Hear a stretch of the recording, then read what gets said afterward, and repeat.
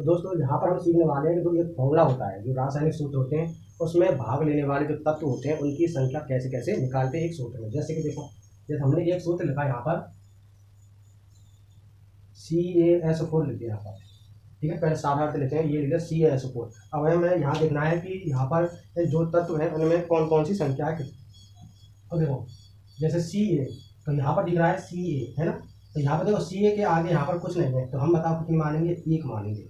जैसे गणित में मानते हैं ना, जैसे कि x + 2x, तो कितने हो गए 3x, ठीक है। अब देखो यहाँ पर 2 लग रहा है लेकिन यहाँ पर कुछ नहीं लिख रहा है, तो बताओ हम क्या मानते हैं, एक। तो ऐसे ही जहाँ पर आप देखो ये बात कैल्शियम है, तो यहाँ पर कुछ नहीं लिख रहा ना, तो देखो यहाँ पर कुछ नहीं है ना।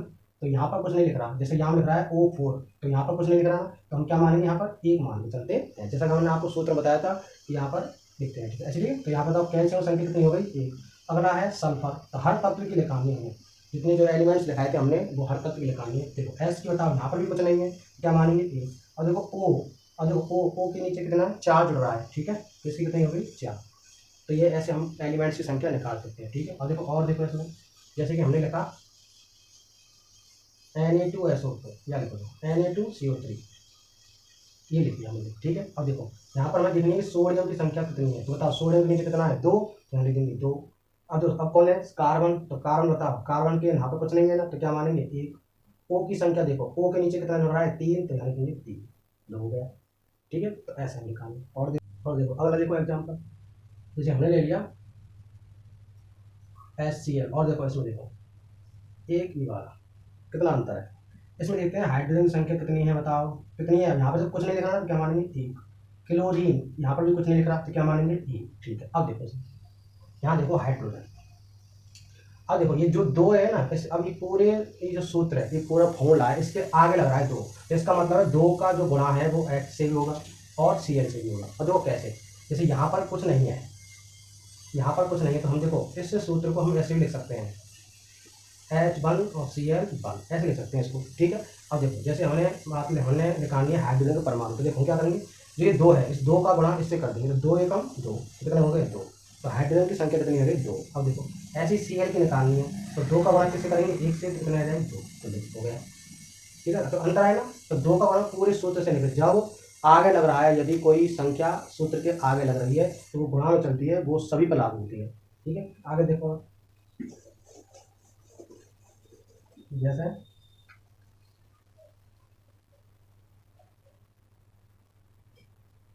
Ca3PO4 का होल ट्वाइस, इसे देखो इंपॉर्टेंट है। अब देखो यहाँ पे निकालनी है, तो यहाँ पे निकालेंगे कैल्शियम की, बताओ कैल्शियम की कितनी संख्या होगी, बताओ आप बताओ कितनी होगी, हाँ कितनी हो गई 3, तो कैल्शियम देखो यहाँ 3 लिख रहा है, तो 3 लिख दो। अब देखो फास्फोरस, अब समझना इसको, हम इसको कैसे लिख सकते हैं, यहाँ पर E के आगे कुछ नहीं लिख रहा, तो हम बताओ क्या लिख सकते हैं, यहाँ पर 1 लिख सकते हैं, यहाँ पे क्या लिख सकते हैं हम 1, यानी इस सूत्र को हम ऐसे लिख सकते हैं, Ca3 कोष्टक PO4, ऐसे लिख सकते हैं उसको, ठीक है। और तो यहाँ पर पी के आगे कुछ नहीं है ना, तो हमने माना कि एक लग गया है ना, एक तो है कम से कम, ठीक है। अब देखो आगे, अब देखो अब हमें देखना है, अब देखो कोष्टक है, तो बताओ गणित में कोष्टक मतलब क्या होता है, गुणा, गुणा कर दो। कैसे, देखो 2 का अभी 2 है, ठीक है। अब देखो दो, इस डब्बा में दोनों बंद है, तो दोनों से गुणा होगा, कैसे। अब सबसे पहले पी की निकालनी है यहाँ पे, तो पी की संख्या कितनी है, तो देखो पी के नीचे क्या लग रहा है 1, और बाहर कितना है 2, तो 2 का गुणा 1 से कर देंगे, तो कितना आ जाएगा 2, ठीक है। ऐसे ही ओ के निकालेंगे, तो देखो ओ के नाम कितना है 4, ये कोष्टक है, कोष्टक मतलब गुणा 2, 4 गुणा 2 से करेंगे तो 8, हो गए, ऐसे निकालना है। आगे देखो, और जहाँ पर कुछ नहीं लिख रहा वहाँ 1 लगा दें वहाँ, ठीक है। और देखो जैसे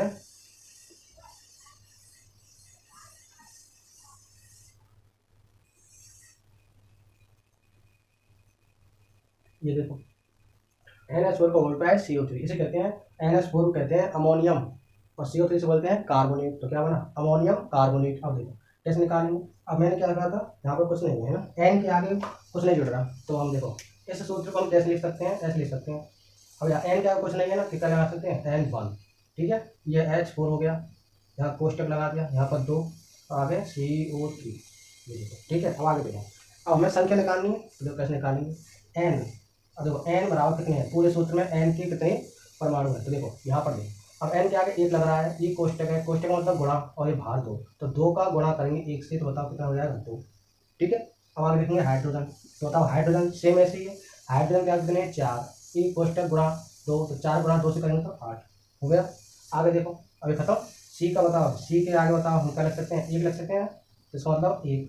ऑक्सीजन का बताओ, ऑक्सीजन के नीचे कितने रहे हैं 3, तो यहाँ पर देखो 3 हो गया। तो ऐसे हम किसी भी सूत्र में परमाणु संख्या निकाल सकते हैं। यदि परमाणु संख्या निकालना सीख जाते हैं तो रासायनिक अभिक्रिया को संतुलित करना यानी बैलेंस करना भी सीख सकते हैं। ठीक है, और देखो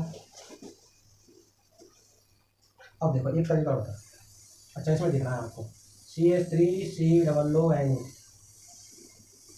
ये लो,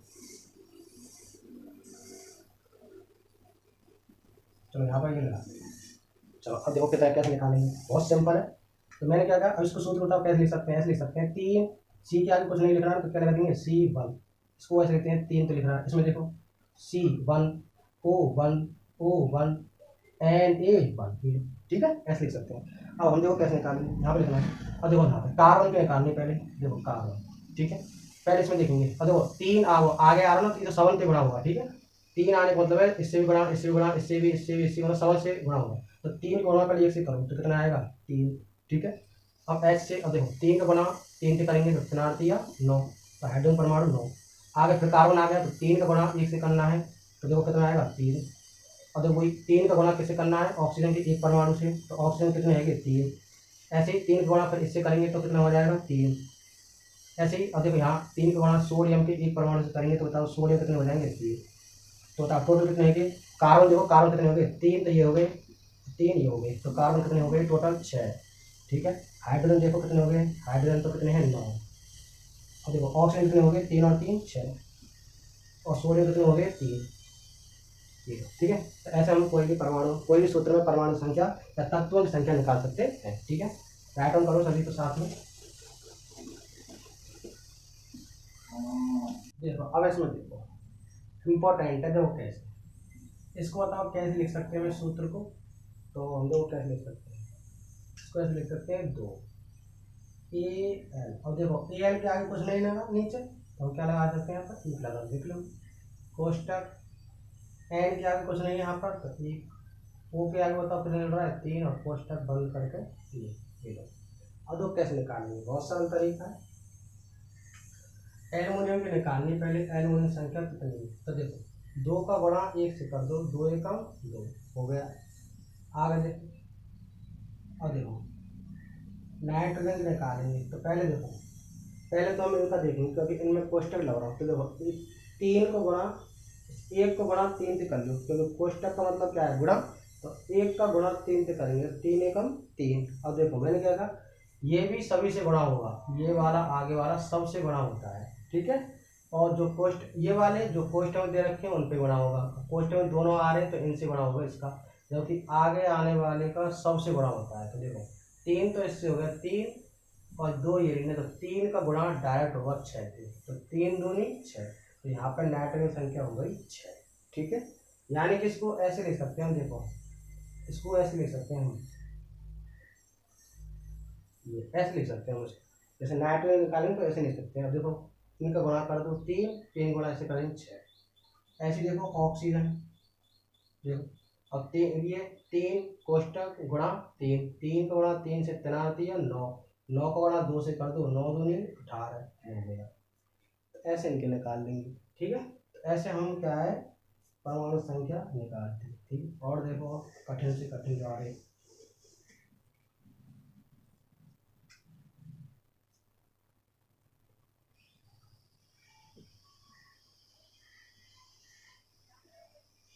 ये देखो चलो यहाँ पर लगा दिया आपके मैं 2 लगा दिया, ठीक है। अब देखो कैसे लिख सकते हैं सूत्र को, ऐसे लिख सकते हैं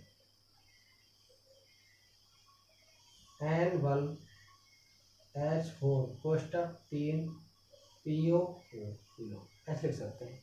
अब देखो कैसे निकालेंगे परमाणु संख्या, सबसे पहले एन में देखना है। तो देखो सबसे पहले क्या करो, पहले आप सॉल्व करो, पहले आप कोष्टक वाले सॉल्व करो। तो देखो 1 का गुणा 3 से करो, 3 एकम 3, अब इसका गुणा ये सबसे बड़ा होगा 3 एकम 3, और 3 दूनी 6, तो नाइट्रोजन संख्या 6, ठीक है।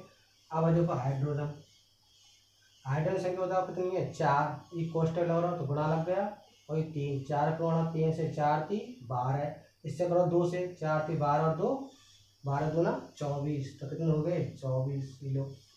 आगे देखो फास्फोरस, देखो यहाँ पर कुछ नहीं है तो क्या लगा दिया 1, और देखो अब यहाँ पर कुछ नहीं है तो यहाँ 1 रहेगा, लेकिन 1 का गुणा इस 2 से करना पड़ेगा क्योंकि इस सबसे आगे जुड़ रहा हो, तो 2, तो 2 एकम 2। आगे ऑक्सीजन देखो 4, यहाँ पर 4 ही रहेगा, लेकिन 4 गुणा किससे करेंगे 2 से, 4 दूनी 8, 2 रहेगा। तो ऐसे हम कोई भी एलिमेंट्स में परमाणु संख्या निकाल सकते हैं। ठीक, और देखो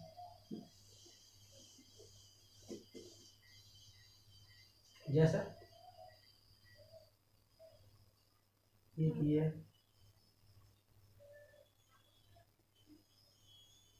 देखो कितना सिंपल है, हाइड्रोजन की निकालनी है तो देखो मैंने क्या कहा था सबसे बड़ा होगा, यहाँ पे 2 है, 2 को बना 2 से कर दो, कितने हो गए 4। ऐसे ही ऑक्सीजन, ये देखो यहाँ पर कुछ नहीं है तो क्या मानेंगे 1, 1 को गुणा या 2 से करेंगे, ठीक है, तो कह जाएगा 2। मतलब ये एक सूत्र है, ठीक है, सूत्र के आगे जितनी भी संख्या रहेगी उसका सभी तत्वों से गुणा होगा, ठीक है, क्योंकि पीछे वाले का केवल डब्बा वाले से। अब इसमें देखो, ये देखो ना 2 लग रहा हो तो गुणा कर जाएगी, 5 2 10, कितने हो गए 10। आगे देखो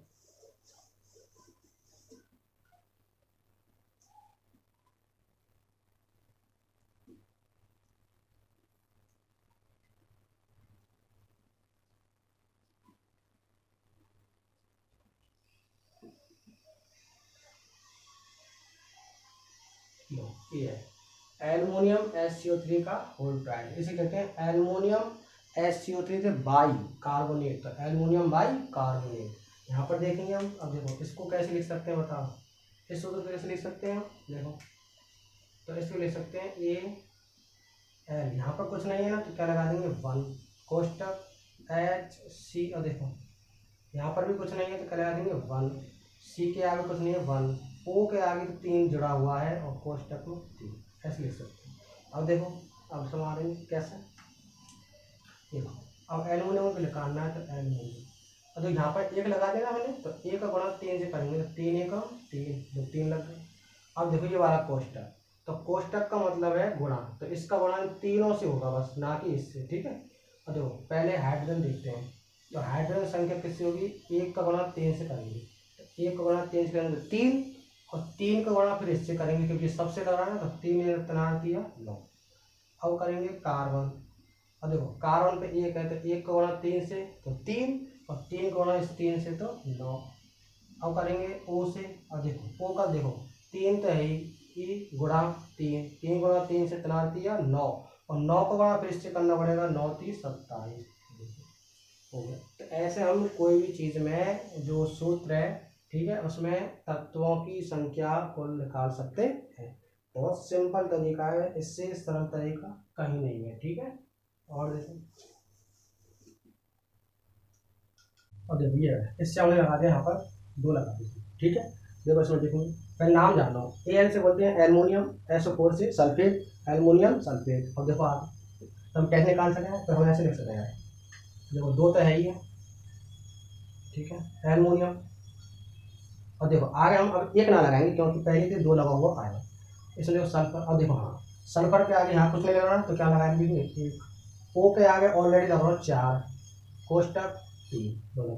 अब देखो कैसे निकालें, एल्युमिनियम की निकालनी है, तो देखो एल्युमिनियम के नीचे 2, अब 2 का गुणा बताओ इससे करेंगे आगे वाले से, 2 दूनी 4, ऐसे ही। अब देखो सल्फर, तो सल्फर देखो अब पहले सो इनका गुणा इससे करना पड़ेगा क्योंकि दोनों, तो 1 गुणा 3 से 3, और 3 गुणा 2 से 3 दूनी 6, ऐसा। O की देखो 4 गुणा 3 से करेंगे 4 3 12, और 12 गुणा फिर याद करेंगे 12 गुणा 24 2।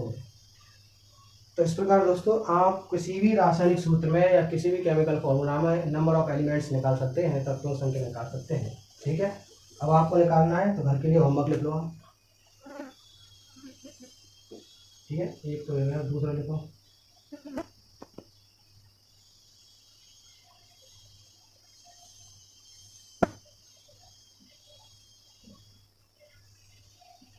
इसी लिखना है, ठीक है, चौथा लिखो,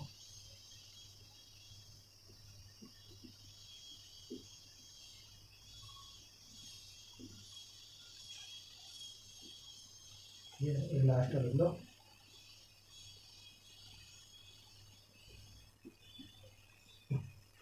इन ये होमवर्क है, आपको ये लिखने हैं और कर दिखाने हैं। ठीक है, यदि कोई भी दिक्कत हो तो हमारे नंबर आपको दे रखा है, इस पर भी आप व्हाट्सअप कर सकते हैं। ठीक है दोस्तों, तो मिलते हैं अगले नेक्स्ट वीडियो में। Thank you.